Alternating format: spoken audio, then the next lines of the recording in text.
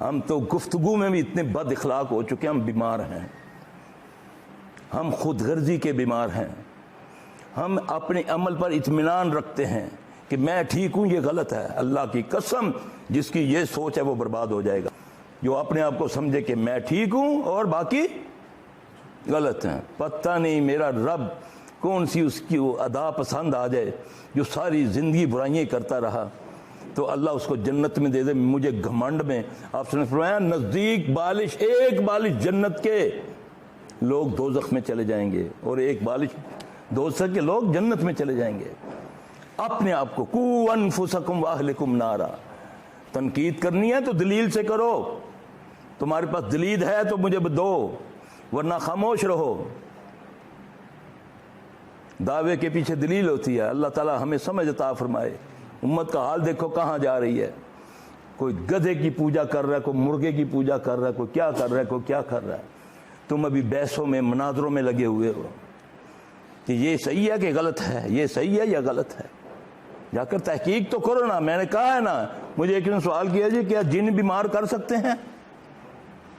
یہ میں اس کو جواب دے رہا ہوں کہ جن بیمار کر سکتے ہیں، یہ نبی سے ثابت ہے صلی اللہ علیہ وسلم، یہ مس کرتا ہے۔ رسول اللہ صلی اللہ علیہ وسلم نے دعا فرمائی، وہ جننی تھی نا، وہ عزا جننی سی نا، جس کو اس نے قتل کیا خالد بن ولید نے، جس کا ذکر قرآن میں ہے، لات منات عزا، یہ سب موجود ہے نا حدیثوں میں۔ یہ بتاؤ نا، سمجھ کے بتاؤ نا لوگوں کو۔ پھر لوگوں کو یہ جو لوگ روئیں لیے پھرتے ہیں، یہ تو وہ جن ہوتے ہیں جن کو ہم نے روئیں بنائی ہوئی ہیں کہ جی ہم تیجا مناتے ہیں تو روئیں آ جاتی ہیں، تو 40واں برسی مناتے ہیں تو روئیں آ جاتی ہیں۔ ان کو بتاؤ نا یہ روئیں نہیں ہیں، یہ ہمزات ہیں انسانوں کے، وہ ہوتے ہیں، کیونکہ وہ کسی کا ہمزات مرتا ہے، کسی کا نہیں مرتا، ہزاروں سال ان کی عمریں ہیں۔ یا یہ بھی انکار کر دو۔ ہر انسان کے ساتھ ایک جن پیدا کیا نہیں اللہ نے۔ دعا بتائیے نا، کہا پڑھا کرو ربی اعوذ بکا من ہمزات الشیاطین واعوذ بکا ربی یحضرون، کہ اللہ ہمارے قریب نہ آئے، ہم تیری پناہ میں آتے ہیں کہ ہمزات قریب نہ آئے۔ یہ ہمزات ہی ہے نا جو تمہارے سارے معاملات دوسروں کو بتاتا ہے۔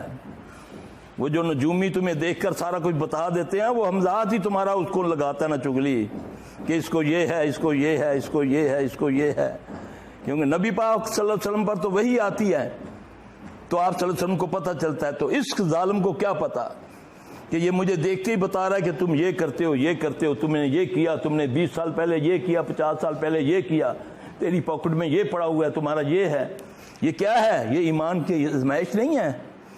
بتاؤ نا وہ آدمی کیا سوچے گا جس کو اگر اس کی بیک گراؤنڈ نہیں پتا، کسی جگہ جاتا ہے، دوسرے ملک میں جاتا ہے، ایک بندہ کہتا ہے یار تم یہ ہو، تم یہ ہو، تم یہ ہو، وہ تمہاری ساری باتیں بتا دیتا ہے۔ آؤ نا نبی صلی اللہ علیہ وسلم سے پوچھو یہ کیا ہے، تمہیں بتائیں گے نا نبی صلی اللہ علیہ وسلم۔ اللہ تعالیٰ مجھے آپ سب کو دین اسلام کی سمجھ عطا فرمائے۔ دین اسلام کی سمجھ تب ملے گی جب میں قرآن و حدیث کو فالو کروں گا، میں اس کو سمجھوں گا، میری نیت کے مطابق اللہ کرے گا۔ ایک طرف میرے بڑوں کا ہوگا طریقہ، ایک طرف اللہ رسول کی بات ہوگی، تو شیطان کیا کرے گا؟ وہ بڑوں پر ترجیح دے گا۔ تو اللہ نے یہ بات قرآن میں نقل فرمائی ہے، وَإِذَا قِيلَ لَهُمْ تَعَالُوا مَا أَنزَلَ اللَّهُ وَإِلَى الرَّسُولِ قَالُوا حَسْبُنَا مَا وَجَدْنَا إِلَيْهِ آبَاءَنَا، جب انہیں کہا جاتا کہ آؤ اللہ اور اس کے رسول کی طرف آ جاؤ، تو یہ کیا کہتے ہیں؟ کہتے ہیں نا لوگ کہ ہمارے آباء و اجداد کو غلط ہے۔ یہ تو اللہ نے نقل کر دی ہے۔ دین اللہ اور اس کے رسول کی بات کا نام ہے۔ اللہ تعالی ہمیں دین اسلام کی سمجھ عطا فرمائے۔